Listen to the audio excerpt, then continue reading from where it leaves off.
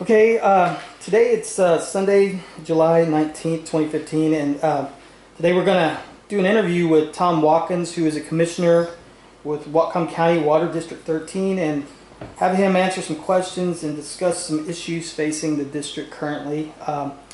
So I guess, Tom, first question I'd like to ask you is, recently the other commissioners had you censored and put you on probation. I'd like to ask you, what do you think really led to the censure, and could you give us some kind of background information that they didn't discuss in the meetings?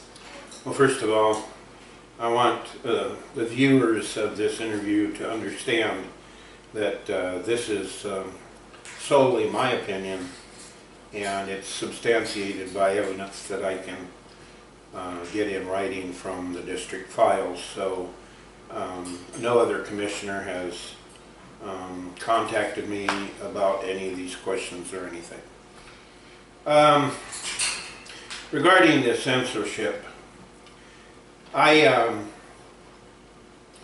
had a customer contact me in early December, and possibly earlier than that, and stated that he had turned in a request for public documents at the Water District office.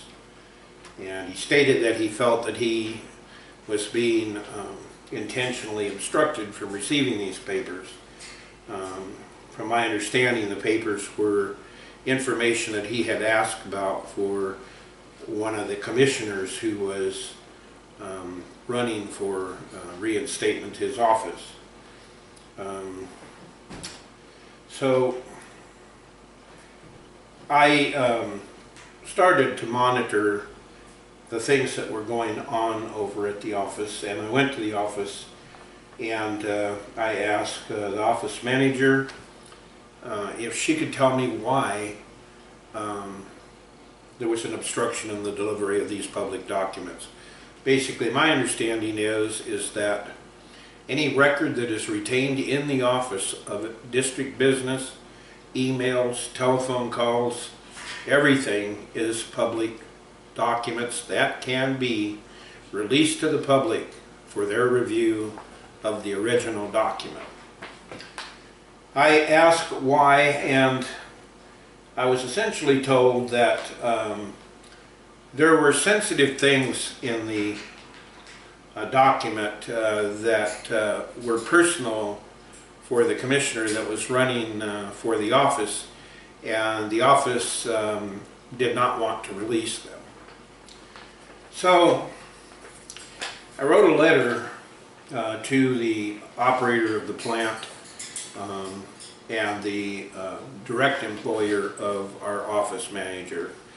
I stated that it was my understanding that public records were possibly being held up to avoid information that could or could not have caused him to win the election against the commissioner that had to run again. So within 2 weeks, in the January meeting of 2015, a series of documents were read aloud by Commissioner Cloward at the meeting. Basically, I was being censored, which I don't understand the term censored. It's not typical of an elected public official for a public utility such as the water district. When you listen to the minutes of the January meeting, you will also see in there that I was ordered to not make eye contact with any of the people employed by Water and Wastewater Services, including the office manager. I was not to go to the office, and basically my privileges as an elected public official have been used to block me from having anything to say about any of the operation in the district. was also told that I was not to make any contact with any commissioners regarding this action. I did make a mistake during the time that these things were being written and read aloud. Commissioner Coward, after reading them aloud, looked at me and said, "Do you agree?"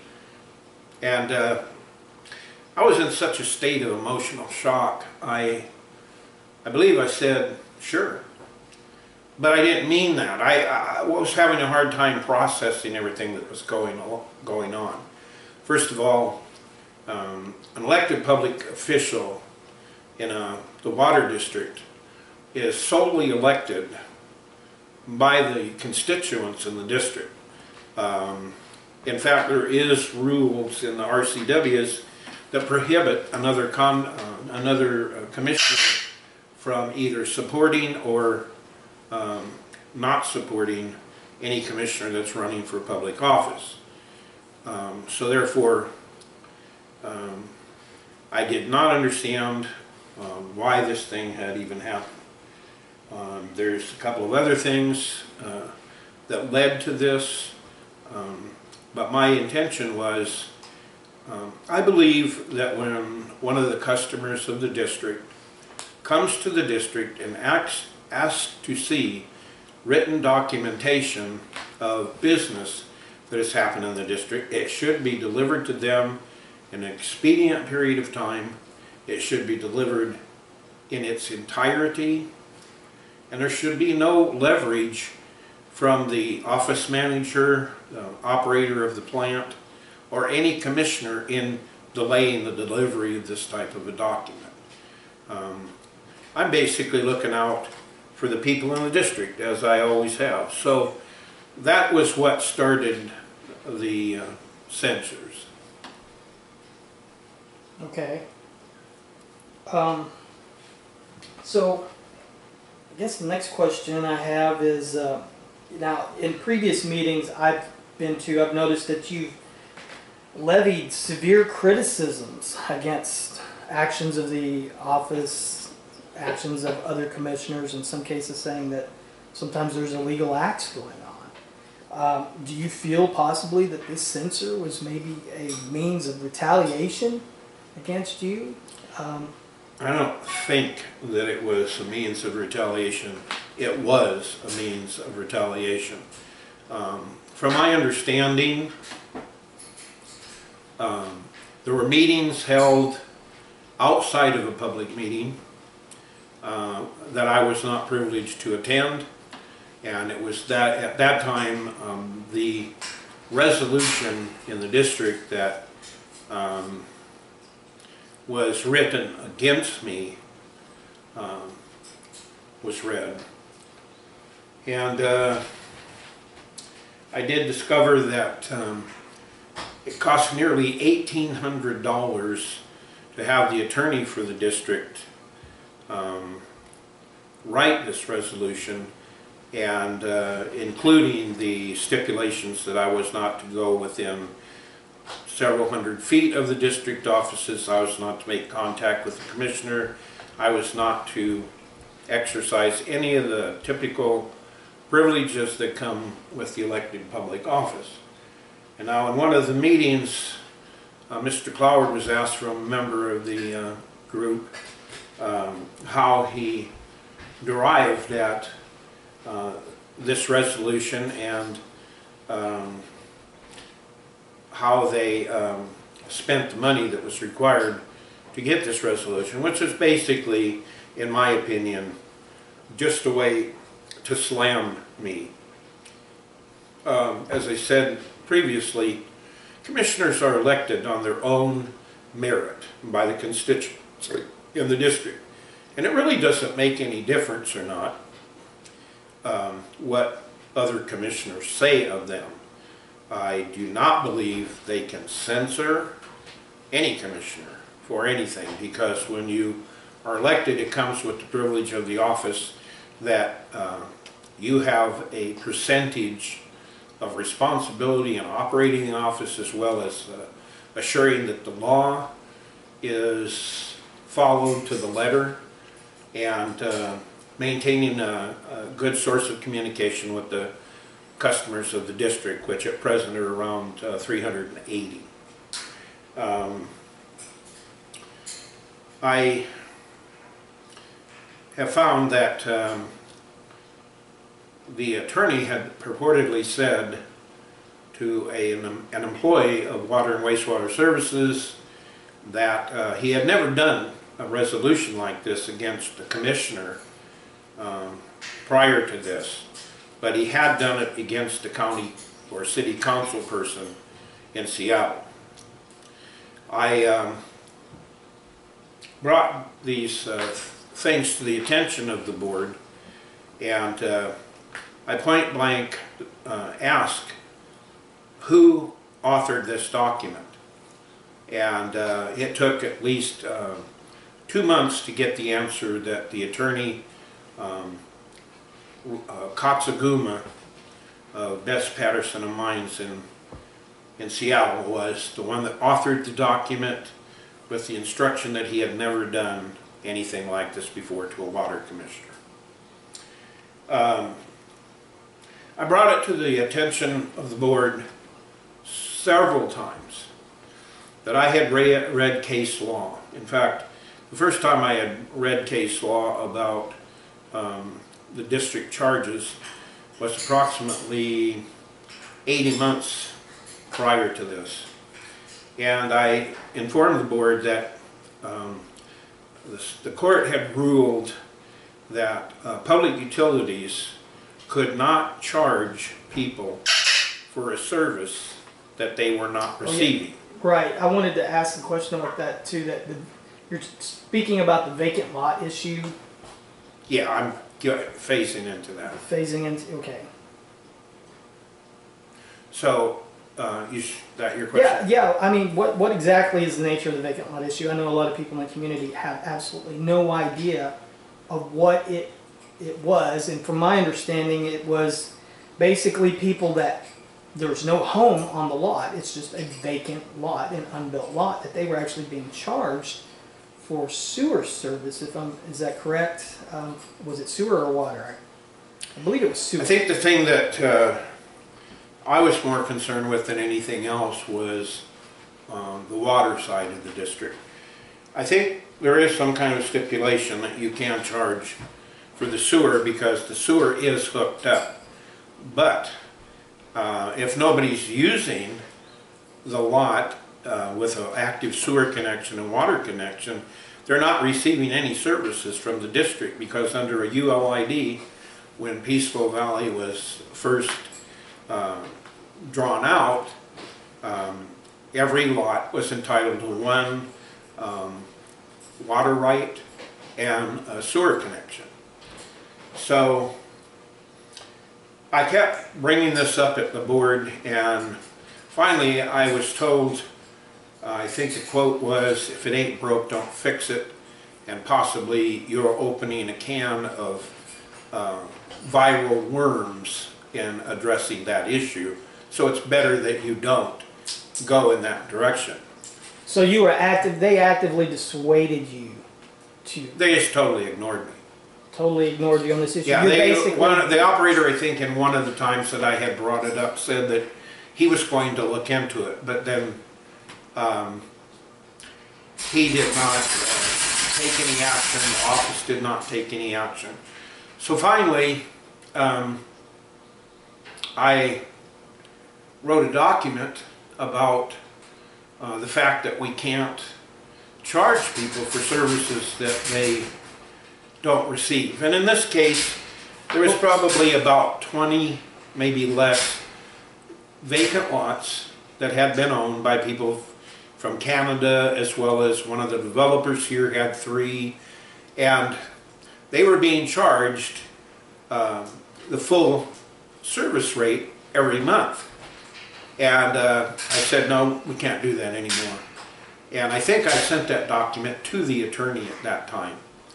And the attorney probably had said that we need to deal with this. In fact, actually, after I had sent it to the attorney, we had attended a conference in Linwood, Washington, basically for, it's a yearly review of the changes in the law, operating policies, and things such as that.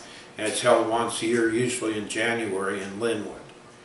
So I talked to him and I said, I don't know if you've got my letter yet, but here's what's going on, and I've told them several times and they just totally ignore it. And his response to me was, no, we have to take care of that, and we have to take care of it soon.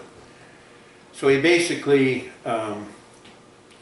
devised a payment plan where the people that had vacant lots that had been charged the full service fees bi-monthly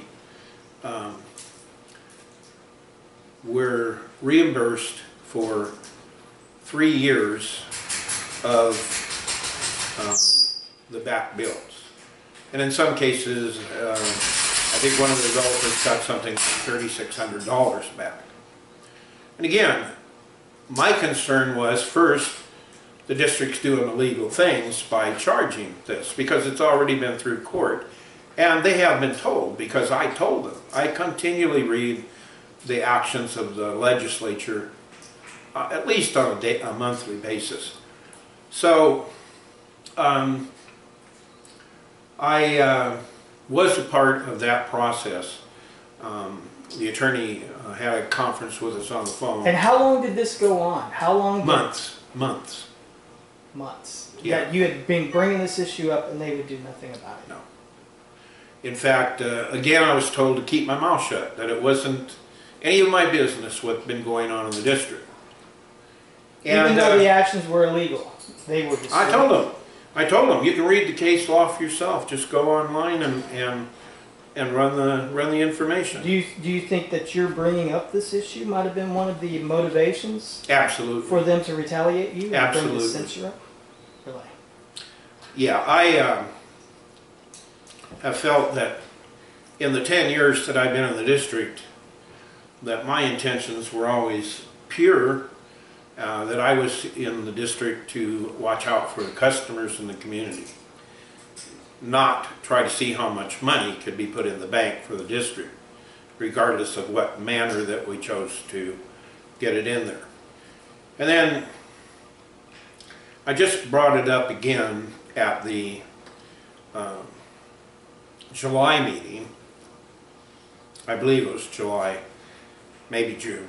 But we, as a board, can make the rules and the laws of our district, and nobody can challenge a legal resolution that is signed by the majority of the board. And then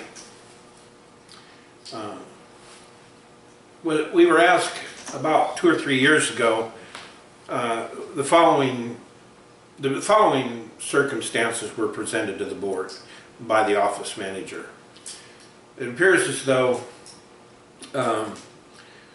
because we are a public entity, our bills and our financial condition is audited by the state auditor's office on a monthly basis.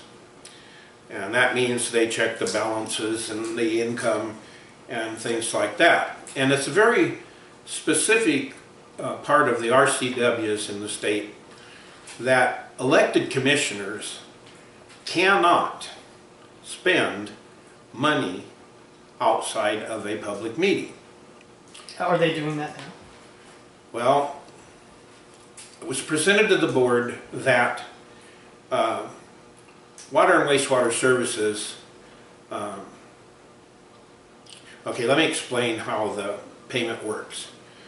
Everything that the district is going to pay or send to the auditor's office is prepared on a voucher, and it's mailed to the, I believe, the treasurer's office, and they process the bill and do their check and balance system on the financial condition of the district, and assure that we're doing things properly.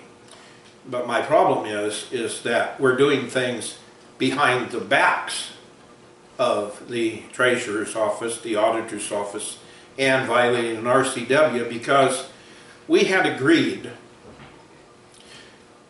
about 3 years ago that the bills from water and wastewater services were generally the same amount of money. The telephone bill, the electricity bills, we have a monthly payments on a printer, and that sort of thing. They're all typical, and they're going to come anyway. So the board voted to give the authorization to the office manager to prepare the bills prior to the monthly meeting of the board. And the voucher could be sent in to the treasurers for payment. So therefore,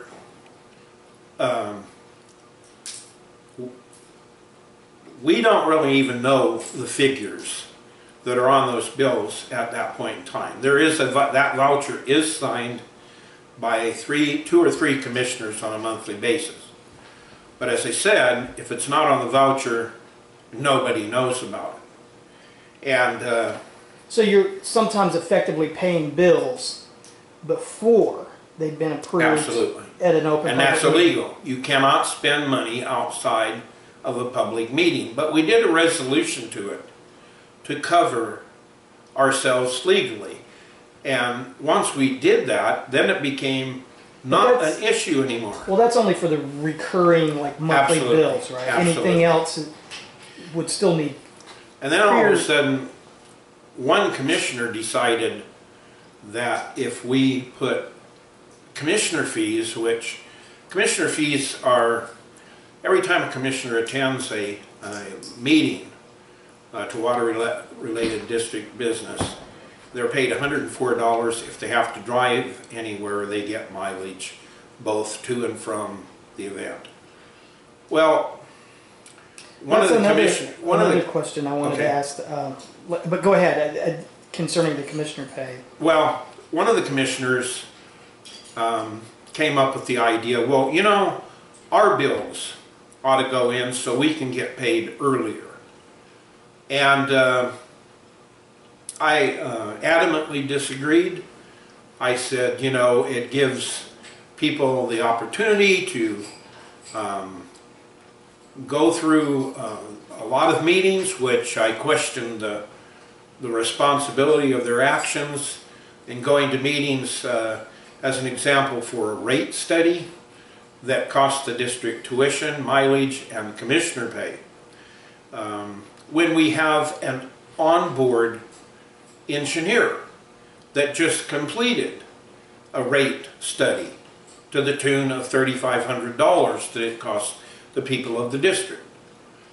Well, find out that one commissioner specifically has gone to meetings with no notification to the board, no notification to any other commissioner, and he goes to the meeting and then gets paid. And then gets paid for it without. But and by the time, see, it's turned in with that first invoice with the remedial bills. Okay. So nobody really knows if he did or he didn't go. And then by the time it gets to the board for our approval, which there's been many times that not only myself but another commissioner has refused to sign the voucher because of this type of activity. And I've told them, I've quoted the RCW, and I've told them, this is against the law. Every member of the board has absolute right to know exactly what's being paid by the district. That is the purpose of having water commissioners. It isn't the purpose to make yourself a great name in the state or to satisfy our plant operator. He's under contract. He's supposed to operate the plant with the sewer and water only, but it goes farther past that. And I've asked them to correct it. I said, I'm a commissioner, it affects my pay too. I do not want to be paid on the initial invoice that did not go through the board. And they continued to do it and told me... and how long has this been going on? 3 years, 4 years maybe. And you think your criticisms on this also might have led to the censor, and why maybe this is the censor itself is retaliation for your speaking out against this as well? Well, it has to do with the demographics up here, for one thing. I have talked to hundreds of people that say they won't even attend a meeting either in the HOA or any other function involving the bullies that have basically run this district, or in fact basically have run this entire community for years and years and years. So absolutely, my trying to get them to adhere to the law is causing them to have to wait another 2 weeks for their paychecks.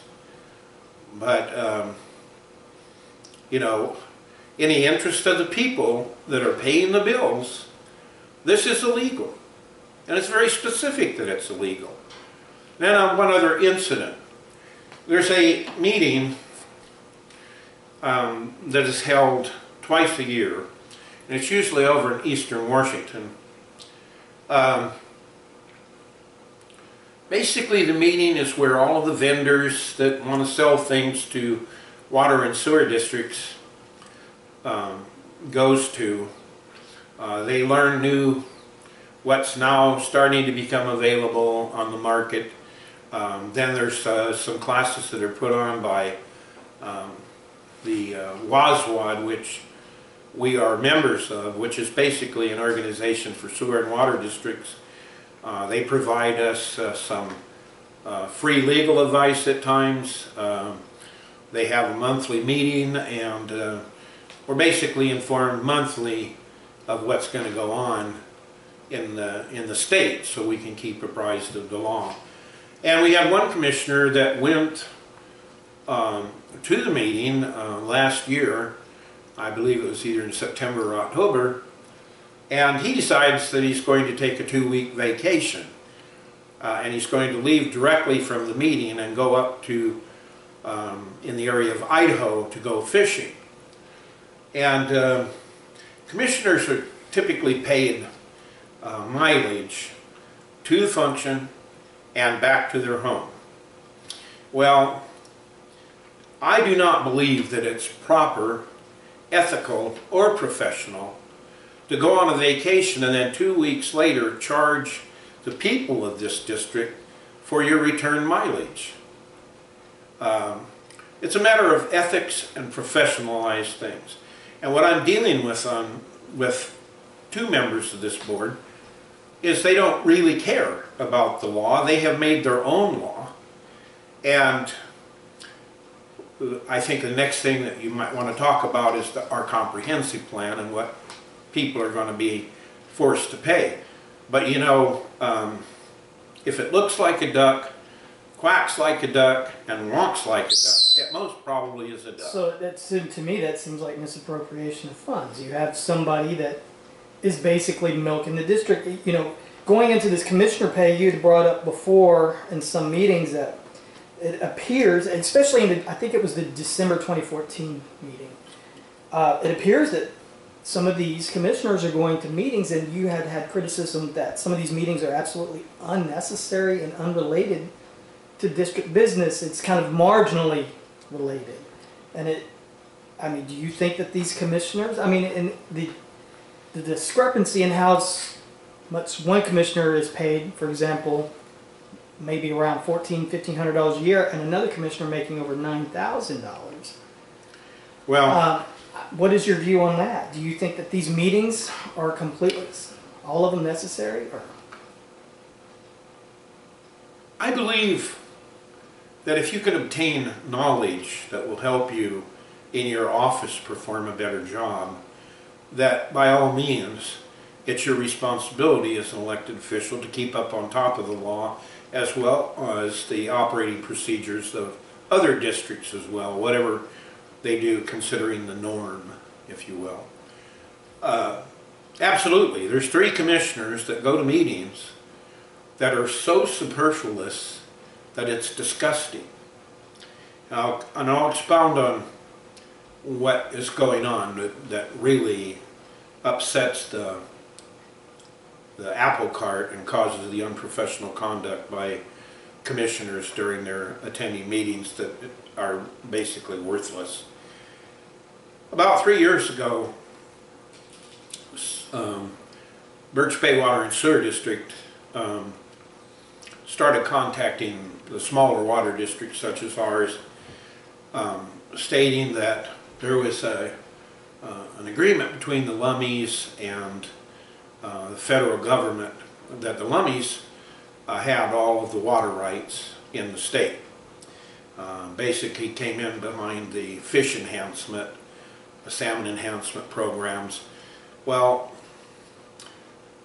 the only thing that I've ever heard were rumors, and the rumor was that they could actually, the tribe could actually come to our water district and say, you're not going to pump any more water out of the aquifer underground without paying us a certain percentage of what the water is worth. Presently, we have 2 wells that are pumping water out of an aquifer that comes down from Canada, and we've never paid a dime for it other than the operating costs and that sort of thing. Well, we did, however, because there was a potential concern about it, which, in my opinion, I think right now, even if the Lummies or whomever came after us for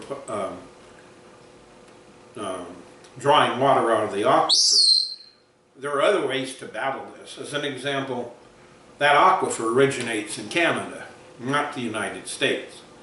So therefore, it's beyond my understanding how the Lummie Indian tribe can claim the water in that aquifer when it doesn't even originate here. But, you know, then the second part of it is, there's been no indication by any Indian tribe that they're ever going to do this.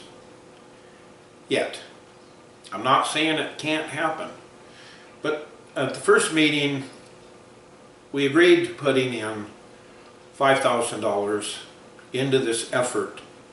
And the $5,000 was supposed to be used for attorney's fees, document publications, and this and that in conjunction with this. Well, we basically have, from the way I understand it right now, about 4 water districts that are participating in this. One of them being Watkins County Water District 13. Now the meetings are held at the Lake Watkins Water and Sewer District in Bellingham. They've graciously given us their boardroom, and they are the host of this operation. They have nearly 3,000 customers or more. They refuse to put their $5,000 into the program. 2 of their board commissioners are absolutely adamant that they are not going to put money, which is basically unregulated money. How is it spent? Who spends it? Who gets to approve it? Nothing. So I complained about it. Last year I said, look, we need to get out from underneath this. $5,000 to a couple of attorneys to fight something that we don't even really have a fight on right now, I think is a waste of money.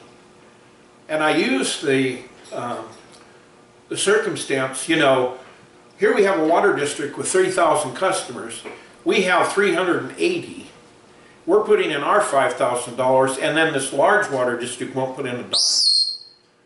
And I started to challenge the things, because I would see bills come through from 2 different attorneys, and I would ask, what did they do to earn this money?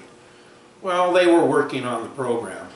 But that's about the limited amount of information that's released. And again, this year I said, no way, I don't want to see, you know, any more money go into that thing until we get a dossier showing what they're doing, so that they can tell us, this is what we spent your money for, and this is what was accomplished or not accomplished. And, you know, it's just, again, I live in this district. I'm not a wealthy man, and I'm far better off than a lot of people in this district. There are people out there that make decisions in Peaceful Valley whether to buy food or medicine every month.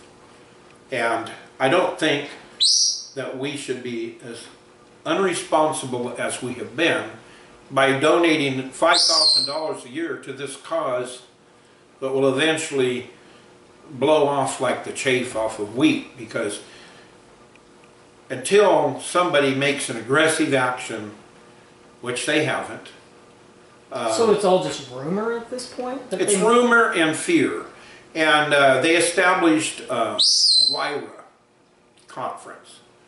And there's everybody in there other than the UPS driver that has a say in what's going on with this board.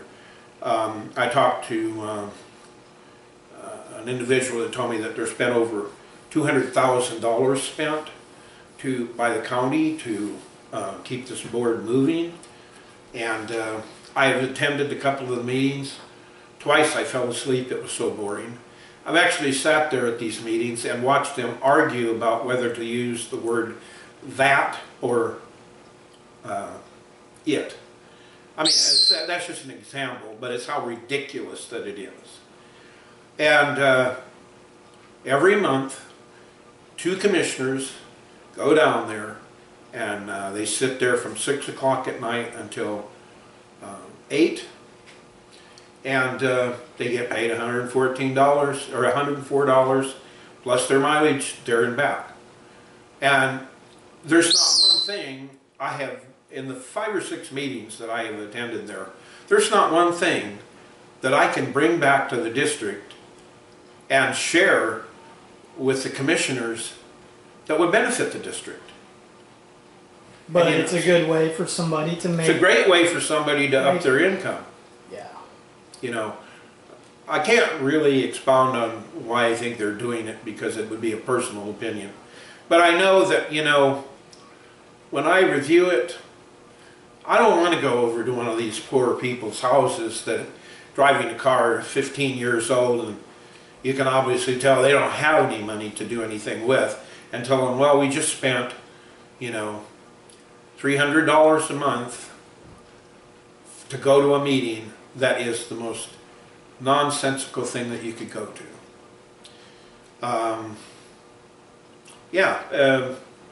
In my opinion, the majority of the board are actually using the income that they receive from the water district to live on. Really? Absolutely. I've talked to one commissioner, and I've told the commissioner that they possibly needed to look into a job, and I was, the retort was, if I get a job, I lose my benefits.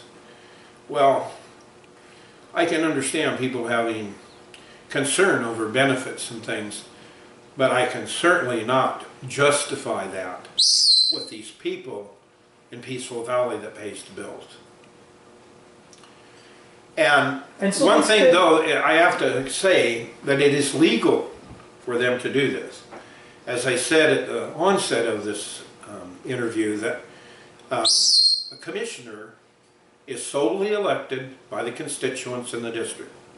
The other commissioners can't tell him what he can do or what he can't do. He can do what he believes in his mind is in the interest of the district. But we get to a point of ethics. Right. We get to a point of pride of the office. You know, And these are not, I mean, these water commissioner seats are not like other political seats that would be a full-time job, say for instance. So this is not these people making this much money off of that. Were these elected seats for water commissioners ever designed for as such? No. No, in fact, there was a resolution that had been written over an individual that had been on the board several years ago, and it seemed like every time that he combed his hair, he charged the water district for attending a meeting, or if he even discussed the water district with his neighbor.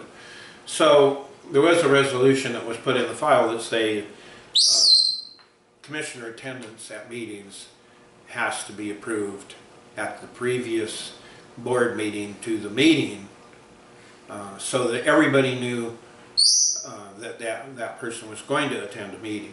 It also gave everybody the opportunity, if they wanted to go as well. But that practice is no longer. We have one commissioner that's totally above the law, and his smug retorts when I bring this up are pathetic. I mean, it's like, it's like if I'm riding in a car with somebody and I see the speedometer 60 miles an hour, and then I look over and I see a 35-mile-an-hour speed sign, I'm going to say, it's 35 in here. I don't care if they continue to drive 60 miles an hour, but my thing is, do you know it's only 35 miles an hour in here? And when I bring these things up before the board, I'm not trying to make a name for myself. I'm not trying to sway people into believing like I do. I'm trying to do the job that I was elected to do, and the best I can do it. Right. Well, let's move along to another issue that is facing the district, is these new property developments being built in the area, namely Red Mountain Estates, Balfour Village, among, I believe, are two of them. It's my understanding, after reading the comprehensive plan, that there's going to be certain upgrades that have to be made to the sewer system in order to service these property developments in the future. For example, the single largest line item is in the district's comprehensive plan is what's called a membrane bioreactor upgrade, and will cost roughly $7.8 million. And the comp plan shows that this will be paid at least partially by the existing customer base through revenue bonds. My question is, why was this put in the plan, and why not have the developers, why not have it in the plan that the developers should exclusively pay for this upgrade? Well, I have an excerpt here from the comprehensive plan that I was a part of authoring as far as the comprehensive plan was concerned.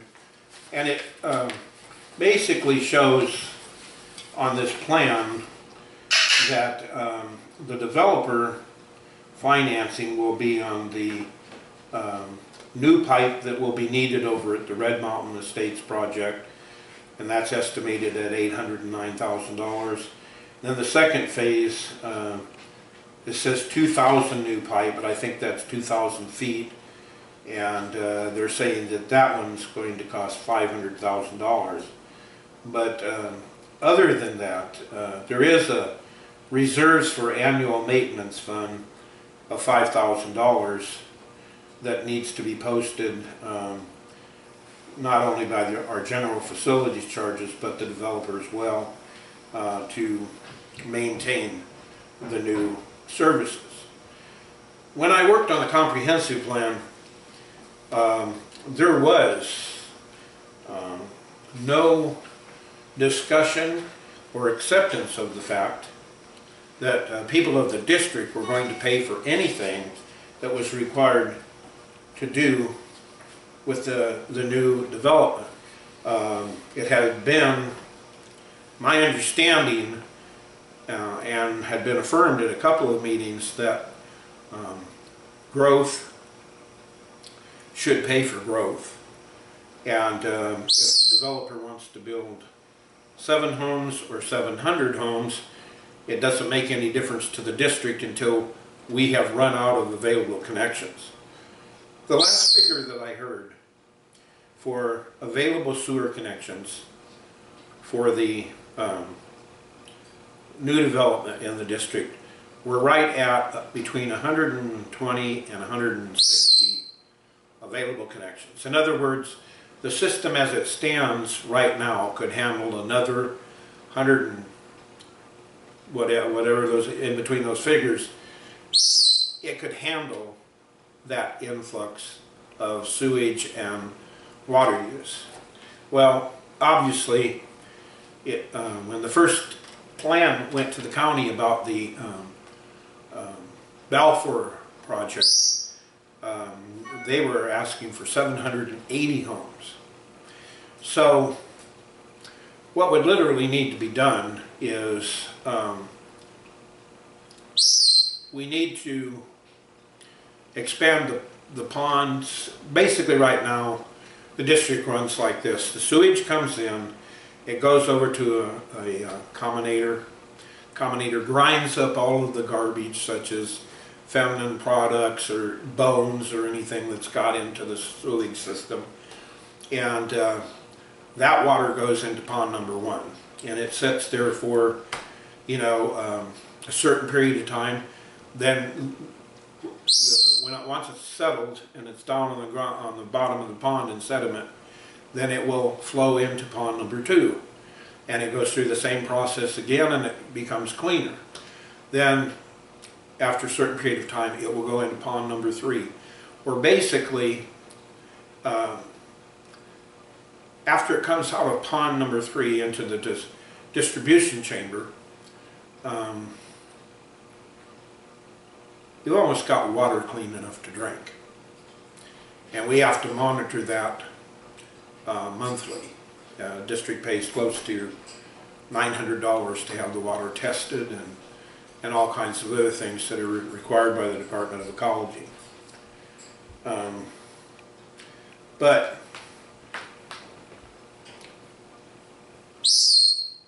the developers should have to pay everything that their project requires to put into operation. I mean, I can't understand how anybody could justify the people that live in this area to pay one or both of the developers money or do something for them. Do you think that maybe some of the developers are sympathetic to the cause of these developers and might want the existing customer base to foot the bill?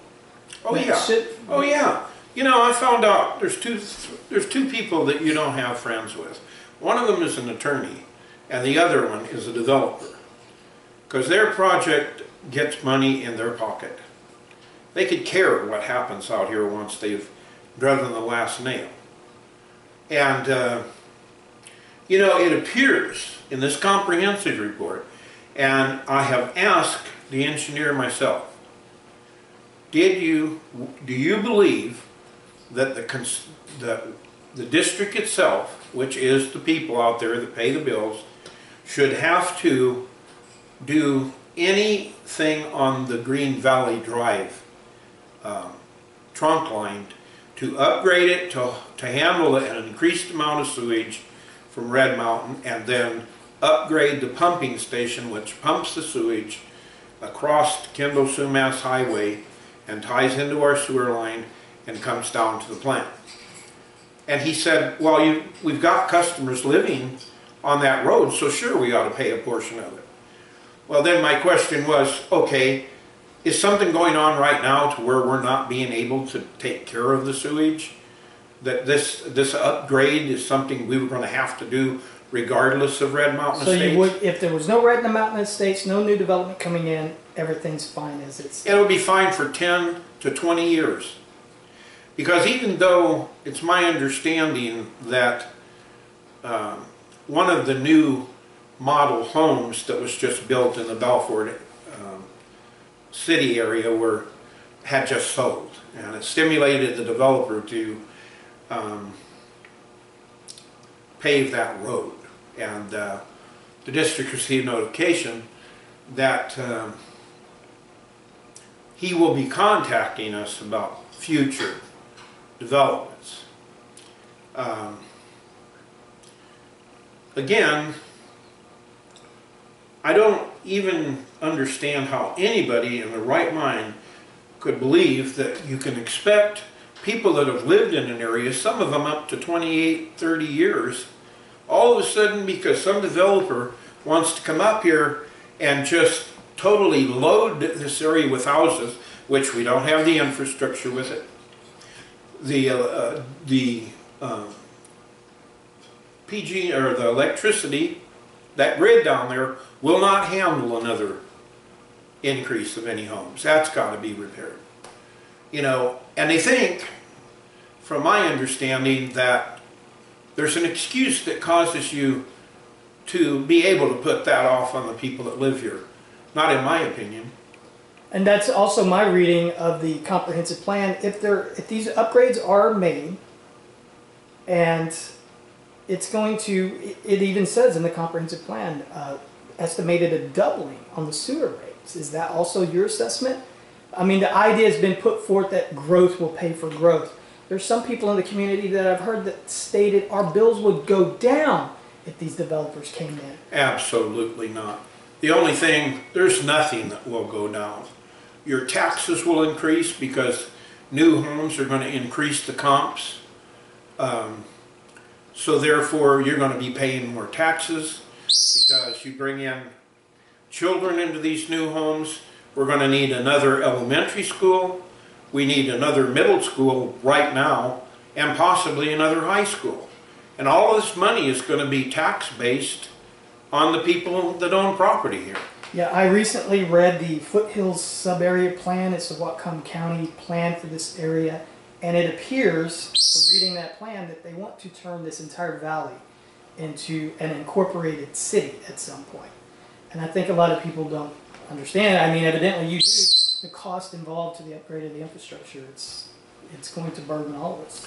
First of all, I don't believe this area will ever even be considered a township. Basically because we fall into the Maple Falls area. Maple Falls and the people that live in Maple Falls are not going to agree to pay more tax dollars, so some developers are, you know, building these houses. Okay. So I guess the next question then is, what does the district require to operate, say, for the next 10 years? If Nothing. things stays the same. Nothing. Okay. Unless there's an emergency situation. And this $7 million wastewater facilities that you mentioned in the comp plan, It's not we don't need anything like that. At best, in the next 20 years, if instead of having 380 connections, we may have 500. So that upgrade, that membrane bioreactor upgrade is not needed. It would only be needed if these developers came in and wanted extra space. Right. Okay. So, you know, and that leads me into the next question. I noticed at the last meeting there was talk of a rate study for possibly raising the water rates. You had said in that meeting that you felt that there should be a public hearing before any of that is done, and to which one of the other commissioners said, no, there doesn't need to be a public hearing. And I mean, to me, that just, I mean, what's your thoughts on that? Why would that commissioner say that? Anytime there's a potential in costing the public more money than they're paying right now, it's mandated that it goes to a public hearing. And not only that, you have to advertise in the newspaper, you have to put flyers out to every customer of the district so they have the right to come to it and basically say, no, I don't want to pay this much money. You know, yeah, there's a lot of things that I've been told we don't need to do, but when I start reading in the law and I define what the law actually says, it's all illegal. And basically it's just people that are obstinate and stubborn that want it their own way. So you think that that's why this commissioner doesn't want a public hearing before? And he was the one suggesting raising the water rates on people that are high-end users, over 10,000 gallons a month. which is another issue I'd like to ask you about. Do you think that that is a what are your concerns about doing that? Trying to raise revenue through just hitting a certain small section of people that use a lot of water. Well, first of all, the law itself says how much you can raise water and sewer. And it's got to be a pretty convincing reason. Or the district could be sued and then have to refund everybody their money with interest. So it has to be followed to the letter of the law. And I'm not a person that chases ambulances or tries to manufacture big fires out of a little match. I don't do that. I do look at the big picture instead of what's happening right this month. And the first person that says to me in an answer to my question, well, we don't need to worry about it right now, that's when I start to concern myself about it right now. You know, I have one commissioner that I've had at least 20 people tell me that the man is on the take, that he's getting kickbacks from the developers. And there was one as recent as within the last month that was told by a water district in the county that they had said that they had also heard that this individual was on the take and he accepted bribes.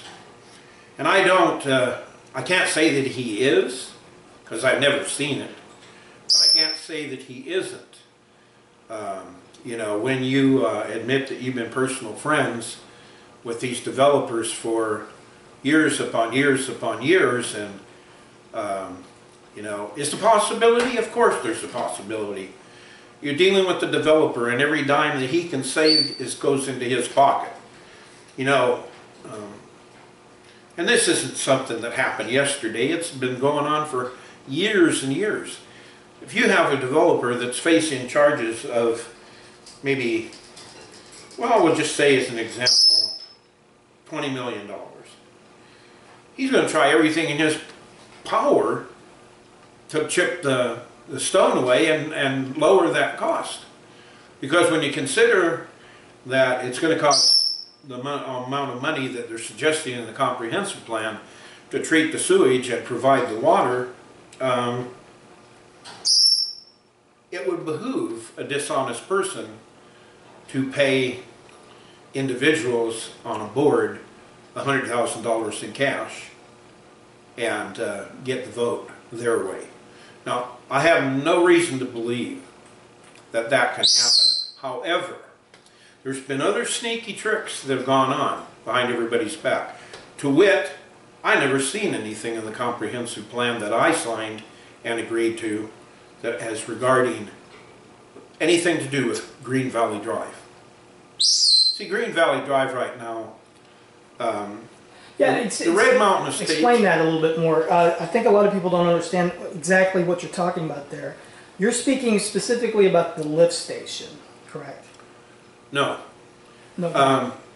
The Red Mountain Estates is going to bring a portion of their sewage down where the old baseball diamond and the horse stables used to be. They're going to bring a portion of their sewage there and tie on to the main on Green Valley Drive. Well, the main on Green Valley Drive will not handle that amount of sewage. And basically, because that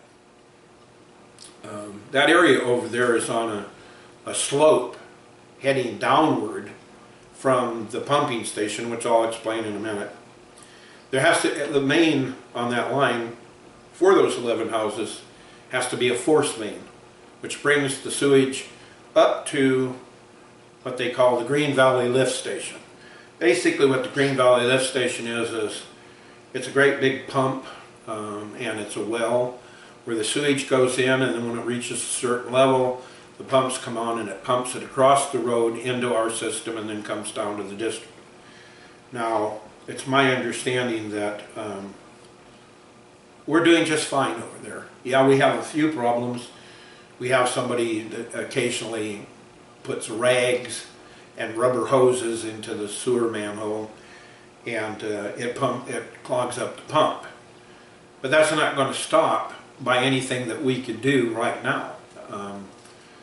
So the main size that's going they're going to want to hook onto is, we'll just say as an example, 6 or 8 inch.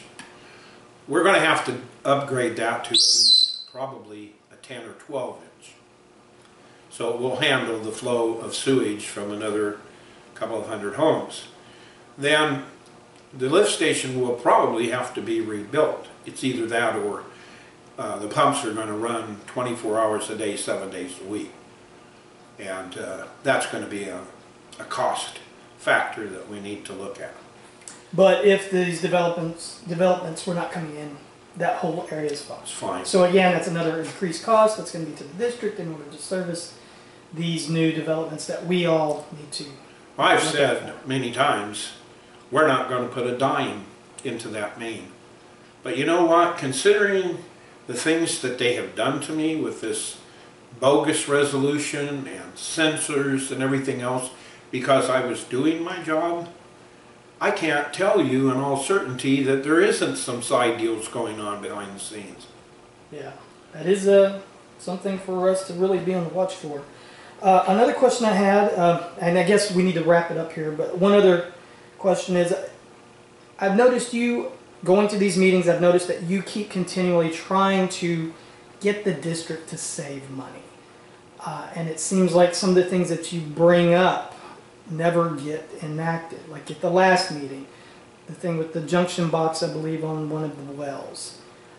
You called for getting more bids, you were outvoted. Do you think that that's also an ongoing problem? Do you think that the district could save money in a lot of areas? And well, first of all, at one point in time, the district operator, Water and Wastewater Services, could not do anything without board approval, complete, at least the majority of the board. Somehow or the other, a little more and a little more and a little more started being taken on. And, you know, as an example, I counted in the old telephone book that I have there at least 15 electricians in Watkins County.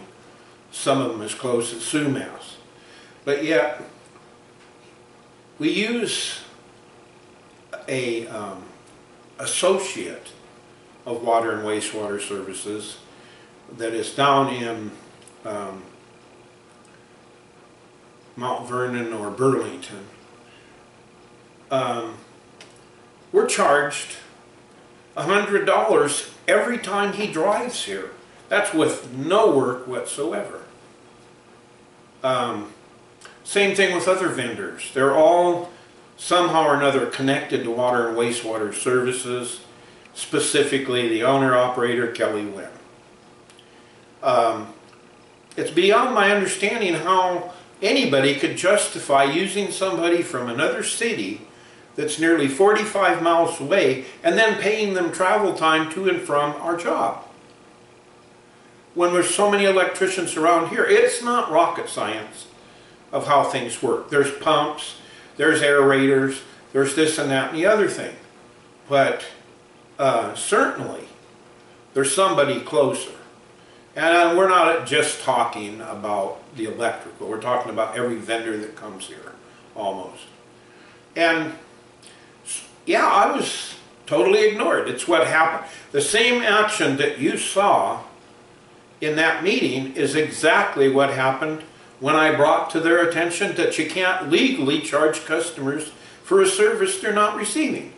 Oh, okay, yeah, well, whatever. So what do you think the other commissioners are going along with this? Is it just laziness? I mean, why is there no concern with saving the district money by the other commissioners? Why?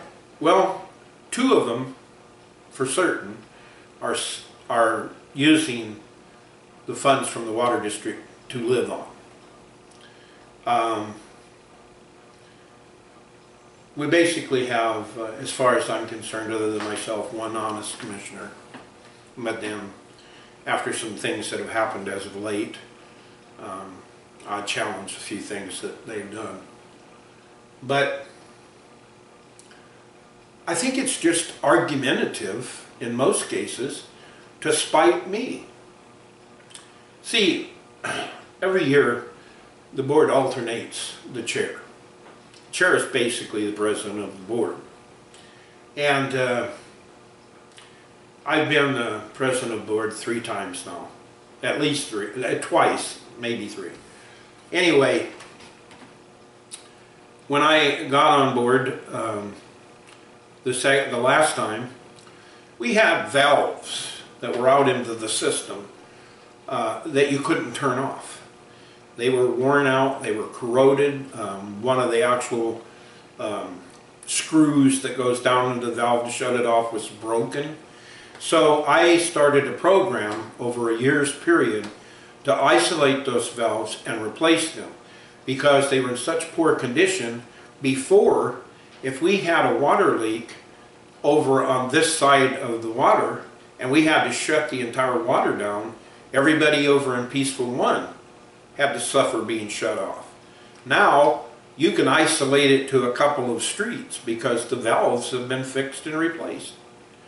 And you know, so in answer to that question, the best thing I can say is it's just a bunch of spite. I admit that I don't have one of the most pleasing personalities on earth.